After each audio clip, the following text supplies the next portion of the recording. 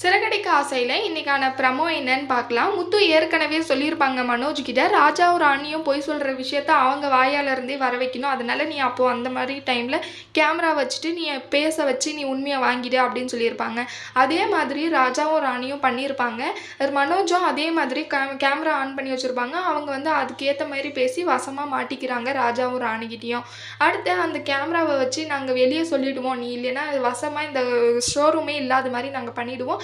நான் கேட்குறதெல்லாம் குடுத்தே ஆகணும் நீ அப்படின்னு சொல்லிட்டு ராஜாவும் ராணியும் பிளாக்மெயில் பண்றாங்க மனோஜ.